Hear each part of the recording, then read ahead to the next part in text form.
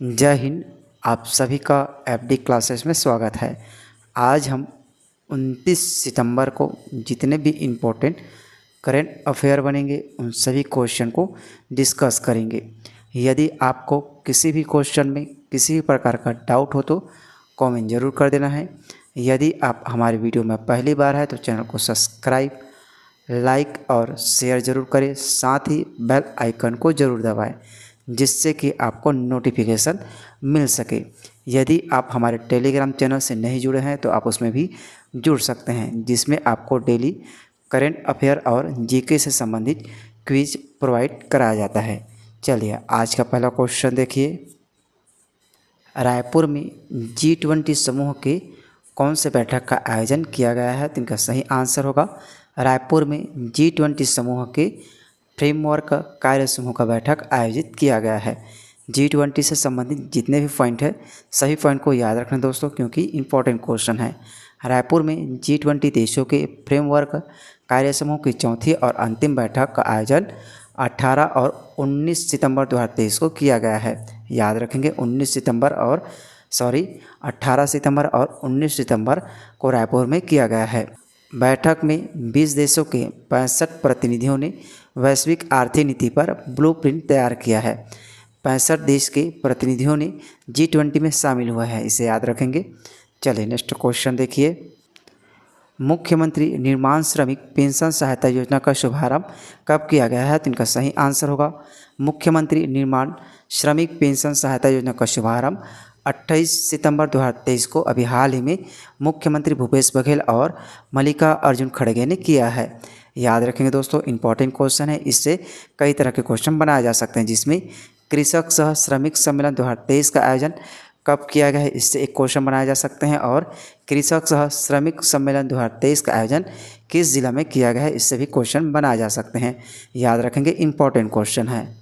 कृषक सह श्रमिक सम्मेलन बलौदाबाजार भाटापारा जिला में आयोजित किया गया है।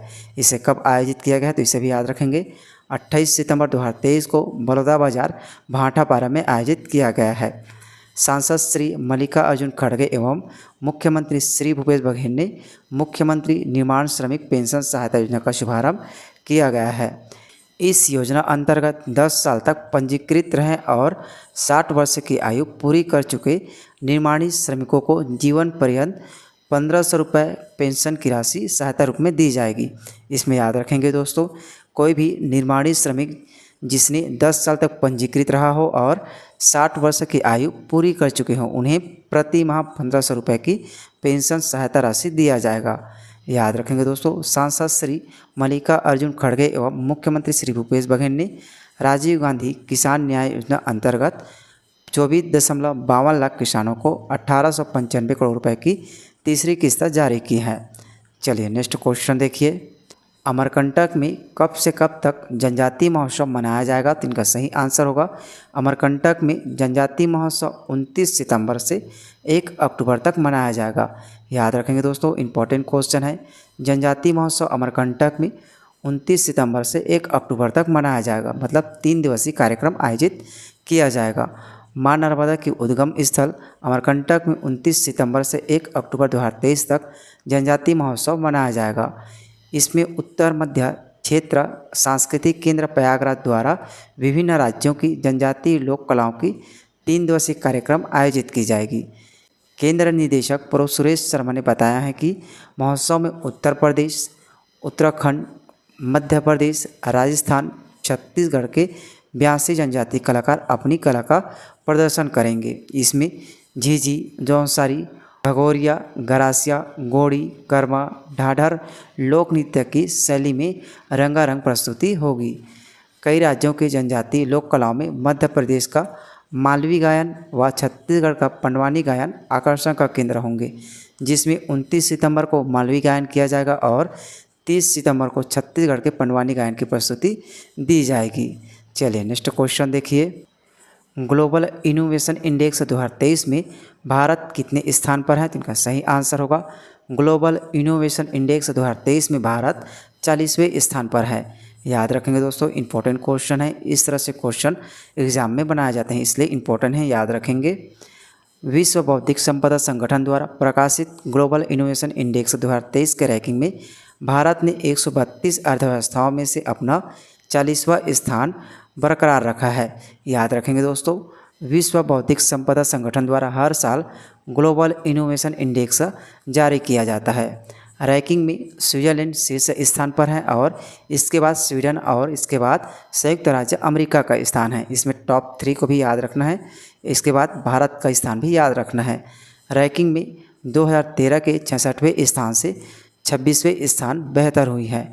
5 अर्थव्यवस्थाएं दुनिया के सभी यूनिकॉर्न के 80% की मेज़बानी करती हैं, जिसमें अमेरिका, चीन, भारत, यूनाइटेड किंगडम और जर्मनी का स्थान है। चलिए नेक्स्ट क्वेश्चन देखिए। एशियाई खेल 2023 में भारत ने पुरुषों की 10 मीटर एयर पिस्टल टीम स्पर्धा में कौन से पदक जीत हासिल किया है? तो इनका सही आंसर होगा स्वर्ण पदक जीत हासिल किया है। याद रखेंगे दोस्तों, पुरुषों की 10 मीटर एयर पिस्टल पुरुष टीम ने स्वर्ण पदक जीत हासिल किए हैं। याद रखेंगे, भारत ने पुरुषों की 10 मीटर एयर पिस्टल टीम स्पर्धा में कुल 1734 अंक हासिल कर स्वर्ण पदक जीत हासिल किया है। सरबजोत सिंह, शिवा नरवाल और अर्जुन सिंह चिम्मा की भारतीय तिकड़ी ने चीन को 1 अंक से हराकर टीम स्वर्ण पदक जीत हासिल किया है।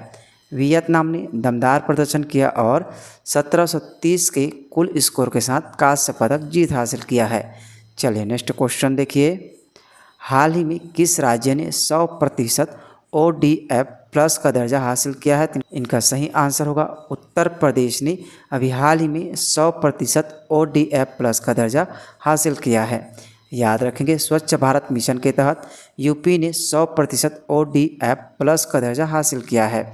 ODF प्लस का मतलब खुले में शौच न करना और ठोस या तरल अपशिष्ट प्रबंधन है।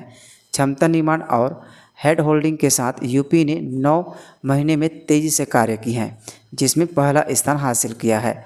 ODF प्लस गाँवों को अपशिष्ट प्रबंधन प्रणाली के आधार पर आकांक्षी, उभरते या मॉडल के रूप में वर्गीकृत किया गया है। चलिए नेक्स्ट क्वेश्चन देखिए।